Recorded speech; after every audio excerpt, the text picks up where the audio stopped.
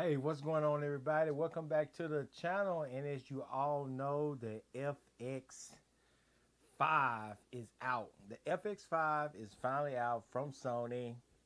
Is out. The price is not super crazy like everybody was kind of expecting the price to be way up there. Even though it is at 4,900, it's still not 5,500 or 6,000 or something like that. So they kind of got us on that one right there, but the price is definitely lower. The price is 5,500 if you get it with the top panel. So they're not just giving you the top panel like the Canon C50 where you actually get the top panel included with the camera. You know what I'm saying? So that's one of those things you got to kind of think about if you looking for a camera of this type. And this is not a photo camera either. So let me get that out the way right off top. This is not a photo camera. This is video only camera. So they definitely aiming it as being a cinema camera and not a photography or a hybrid style camera. They did some improvements on it. As you all know, the camera is pretty much designed just like the FX3, but it is a bit thicker. I think it's about the same width, but it's just a little bit thicker than the FX3. And you get a 3.5-inch screen on it as well, which is going to make it a little bit different. I'm looking at my notes on my iPad here, guys. So when I look over to the side, that's pretty much what I'm pretty much looking at. Triple base ISO, that's going to be pretty much good. It's going to be a 5K 16.6 megapixel sensor, and of course they're going with the low pixels so that it'll be good in low light. That's the whole purpose of doing that. And besides, it's not a photo camera, so it's not like you're gonna get high res photos out of this thing. It's basic for video. 5K 60 open gate, so that's good. At least it's giving you up to 60 and not just 30. So that's pretty good right there. That's open gate 3.2, and it's giving you 5K 120 16 by 9. So that's pretty good as well. It's giving you an internal RAW, which I think is the first for Sony to give you an internal RAW recording. It's also AI powered. They got the new, I forgot what they call that chip that's in it, but it's an AI powered autofocus. So it should be more snappy, more faster than the Sony FX3. So that's pretty good right there too. So you're getting a new good autofocus, but Sony is known to have good autofocus anyway. So it's not like it's making that big of a difference because we always consider them to have really good autofocus. The other thing they got is the CF Express, dual CF Express Type A. You're going to need that, especially if you're recording RAW and you're going to be having a lot of files. So you're going to need definitely 2 card slots in there, which is something that the ZR should have did. They should have put 2 card slots in theirs as well. But they have the CF Express Type B in the ZR, not the A. I'm not really sure how much more expensive the A cards is versus the B cards, or even if there's a difference. The other good feature they give you is going to be the EVF and the audio top handle, which is going to be the only way you're going to be able to get 32-bit float is using that top handle, or you're going to have to buy a wireless microphone that comes with 32-bit float and do it that way if you don't get the top handle, which if you're going all in, you might as well get it with the top handle.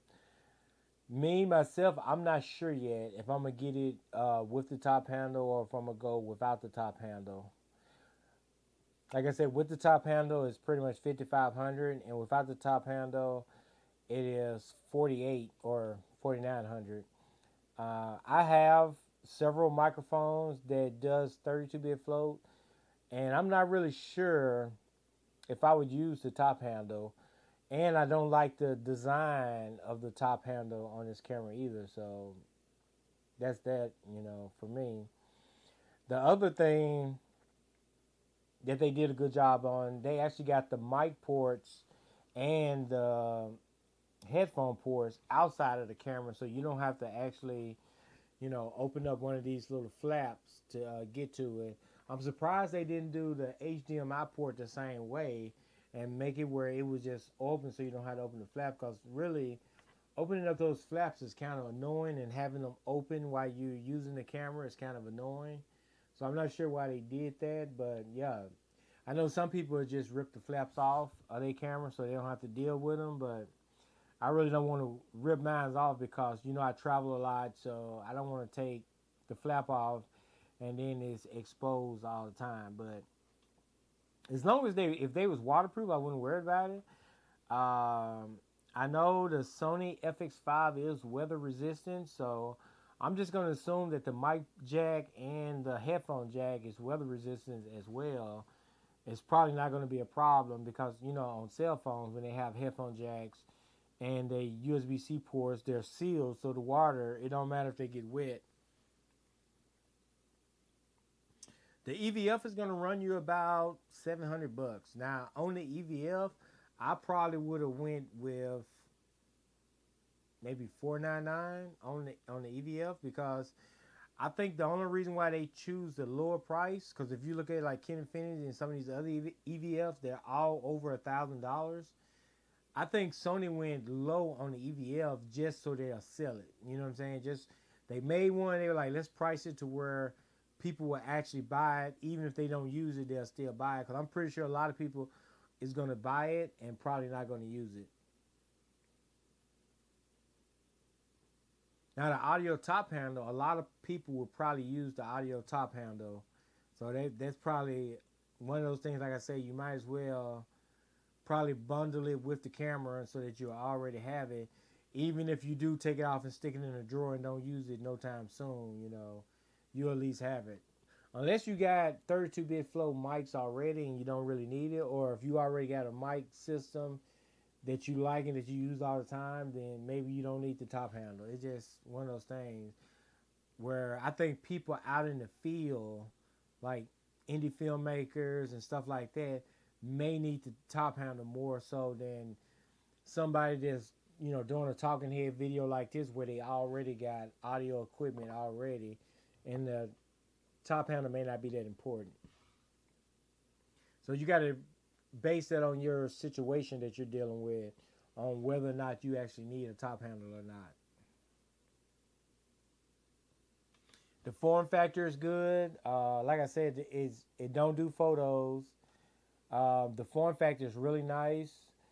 The fact that they added a 3.5 inch screen is good, because when you look at that 4-inch screen and then you turn around and you look at this, man, sometimes I go back and I look at this thing here and I be like, man, this screen is so freaking little. Like, don't nobody make a small 3-inch screen anymore. Like, don't even do it. Everybody needs to come out with 4-inch screens, or like, they just need to come out with 4-inch screens. Sony should have went all the way with the 4-inch screen and not stop at the 3.5. So Canon, you got a while to update yours for you to come back, because I know you just dropped your cameras and you ain't finna turn around and drop another camera with a larger screen. But Canon definitely should have went with the larger screen as well. But that's one of those things, not here nor there. But I would like to know from you guys, which one of you guys are actually planning to get the FX5, So if I think about it, and I'll be like, who is the FX5 for? Because people always ask those questions. Who is the camera for, and all that. Obviously, it's for cinematographers. Obviously, it's for indie filmmakers. It's for the people who do the run and gun shooting, stuff like that. People that want to throw it on a gimbal. People that want to rig it to a car or something like that. The camera's definitely for them, And as far as Sony pricing goes, it's priced right for those type of activities, Or if you got a Burano or Venice and you want to have this camera to do, to be a B cam, you can use it for that as well, Also, and I'm gonna say this, at that price, I mean, it's gonna hurt you if you get a lens, but you can always get a third party lens. You don't have to get a Sony lens, you know. But you're gonna definitely up that price if you are a content creator and you actually have the money. You know what I'm saying? Like, it's not gonna hurt you to buy that camera. You actually got the money to do it. Um, I mean, just buy it. If you want it, buy it. It's not a problem. You know, I would buy this camera for sure, the FX5, before I bought an FX3, because obviously I got enough cameras. Plus, I'm recording on my Lumix S5 Mark II, so I definitely got enough cameras to take photos. So photos is not an issue. So for me, if I got it, I would get the FX5 over the FX3, the FX30, or the FX2 with that built-in EVF, which is I definitely wouldn't buy that camera. You know, the other quirky thing. Let me cover this too. The other quirky thing is when you change some of the settings, like the video frame rates and stuff like that, the camera reboots. I don't know if they're gonna fix that with a firmware update or if that's just how the cinema cameras do. I'm not sure if like the Venice and the Burano, if they do the same thing. When you change the settings, it reboots, or if that's just an issue that they have. I'm not going to even say an issue, but if that's just a thing that they got on this FX5, and maybe the other cameras don't have this problem as far as rebooting when you change the different settings. And some settings actually change, and I can't really explain all of them. I mean, you don't probably watch some of the videos and you don't probably heard them talk about some of this quirky stuff, but I know they were saying that when you do certain things with anamorphics, it turns the ibis off and stuff like that. So Sony may have a lot of updates to the firmware that they need to do to make this camera 100% good, you know. And I'm not going to say it's bad because they are delivering something that's actually working and actually functioning, you know. So that's a good thing right there. So it just seems like they got some stuff that they need to work out. And I don't know if it's, like I said, if it's different stuff from the mirrorless camera operating system versus the cinema camera operating system. Is these quirks, are they there on the cinema cameras, and we using mirrorless regular cameras, we're just not used to those type of things happening. So I don't know if it's a flaw in the operating system or if it's that's just how it is. So if you guys know the answer to that, let me know if that's normal or if that's not normal for the camera to do those things. Um, the thing they got on the Canon C50, now the Canon C50 does do pictures, so if you get that camera, you will be able to do pictures. The only thing the Canon C50 doesn't have is IBIS. That's it. That's the only thing you missing on the Canon C50. That's one of those things. So really, all you gotta do is make your mind up on whether or not you want to get the FX5. You know, if you want to spend that money, you know what I'm saying. So I'm gonna say anybody who can afford it, they can get it. You know what I'm saying? Get the camera. If you can afford it, get it. It don't really matter what you're doing. You know, if the camera's gonna inspire you to make good videos and stuff like that, then get it. You know what I'm saying? If you got the money. If you are a beginner though, and you just starting YouTube and you just want a slightly advanced camera, I would get the ZR. Is what I would get. You know, and enjoy this 4-inch screen that's on it. I would get the ZR. And if you don't want to spend ZR money, which is aimed at what, $2,200 for the ZR. If you don't want to spend the ZR money, you want something a little bit more compact, I would get the Lumix S9. You know, the Lumix S9 has way more functions than the Sony FX5 has, and is more up to date than the Sony FX3. You know what I'm saying? So this little bugger here can definitely take any budding YouTuber or content creator person and really put them through their paces, especially if they never used a mirrorless camera before. They would love this. The Lumix Lab app, they would love that as well. So that's definitely a good buy when it comes down to camera. I use mine as a travel camera because, as you can see, how compact the thing is. It's so compact. So that's pretty much what I use it for is travel, all my travel stuff. And now I'm starting to use the ZR for my travel stuff as well. But as you see, the ZR is definitely a chunky boy compared to the Lumix S9. It's definitely a more chunky boy. So you're definitely getting a bigger camera when you get this, but you're getting that bigger screen, and that bigger screen definitely makes it where you can see it when you're outdoors and doing stuff, or if you got the camera at a distance, like right now I got the camera at a distance, you can see this 4-inch screen way better than you can see that 3-inch screen completely better on this one right here. And you get the 32-bit flow built in. So I would say for a newbie or somebody who's coming from a cell phone, that the ZR is definitely a good buy. And I'm definitely want to see how big of a difference the 3.5-inch screen makes, on the Sony FX5. I want to see how much of a difference it's going to make, So I definitely don't need the FX5, but if I get it, it will literally be my first Sony camera, And as you can see now, I got a ZR and I have the Lumix. I'm not stuck to one brand or dedicated to one brand, and I'm definitely not sponsored by any of the camera brands. So I pretty much buy whatever camera I want to buy. You know what I'm saying? That's pretty much how I do it. I don't just say I'm just going to buy a Lumix camera, or I'm just going to buy a Nikon, or I'm just going to buy Red. I don't do it that way. I pretty much buy what camera I need that's going to do what I need it to do. You know what I'm saying? So that's pretty much how I operate when it comes down to buying cameras. So if you ask me, I'm going to say if you got the money, buy the Sony camera. Just remember, if it's your only camera, you're going to be limited if it's your only camera. And then I would say maybe get the ZR or get the FX9 or the camera that I'm filming on, the S5 Mark II.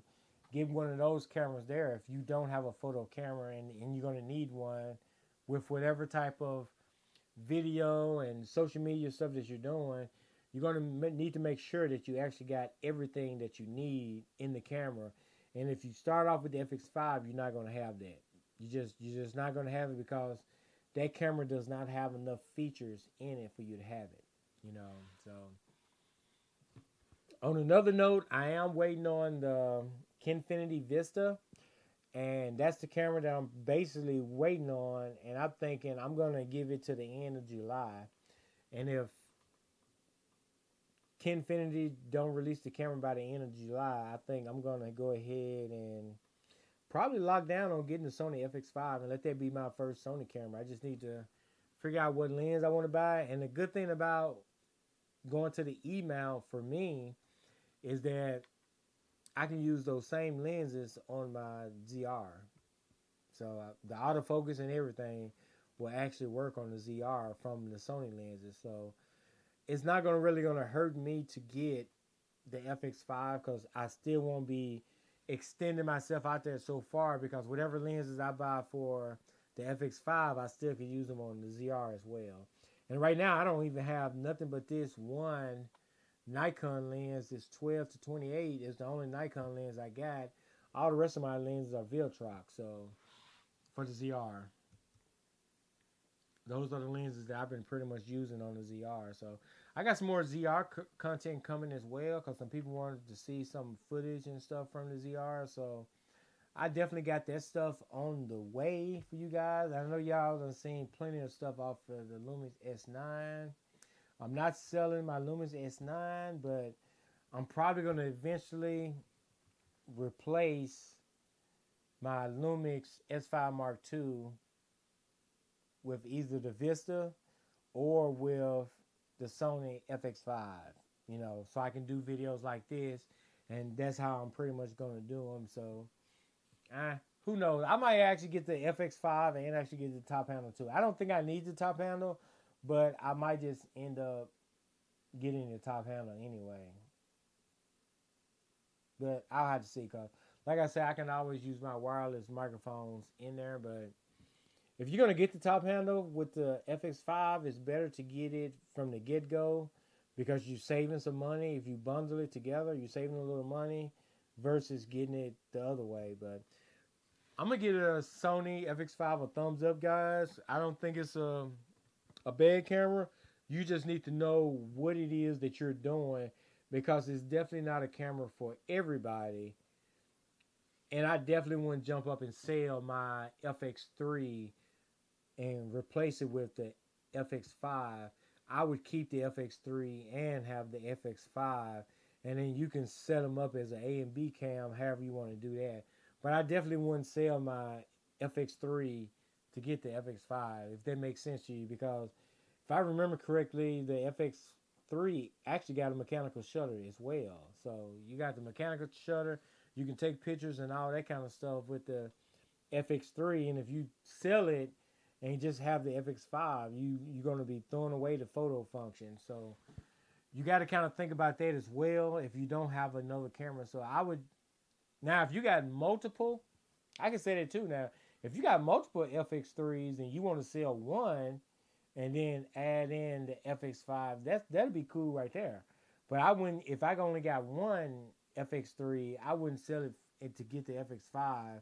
And then you're going to lose out on all those other functions that the FX5 doesn't have, because it don't have a lot. A lot of functions it does not have in it, which, like I said, the rumor specs seem to be the only functionality the camera has. So that was pretty much it. So it's a bare bones video camera. It's probably going to take really good videos or make really good videos. You're not going to have a problem with that. You know what I'm saying? You're going to have good autofocus and stuff like that. But just remember, the camera is limited. It's not a fully featured hybrid camera or anything like that. It's just a cinema camera, which only going to offer video functionality. But that's going to do it for this video here, guys. I don't want to make this video super long, but stay tuned for more ZR content, more S9 content, and more blogging stuff too. I mean, not blogging, live stream. We got some live stream stuff coming up as well. So stay tuned for that. And we also got the studio coming. So once the studio coming, we really going to do some live streaming. We really going to do some unboxing. We got the groundwork did. We just got to get the building completed and get all my stuff transferred from here over to that building over there. And we will be on and popping, because I'm tired of being in this confined, tight space here. I'm ready to be in a wide open space where I can do more. I can walk around, I can move, I can show you guys and demonstrate more of the products and stuff like that if I just got a bigger space that I can utilize. You know what I'm saying? So that's going to do it for this video, guys. And I want y'all to like, share, and subscribe. We are gaining a lot of subscribers. You know what I'm saying? We need to keep that momentum going. And we got lots of more adventures coming, starting with some safari parks and stuff like that. So definitely stay tuned. Make sure you subscribe so you can catch all of my future videos, guys. And I will see you guys on the next one. Peace.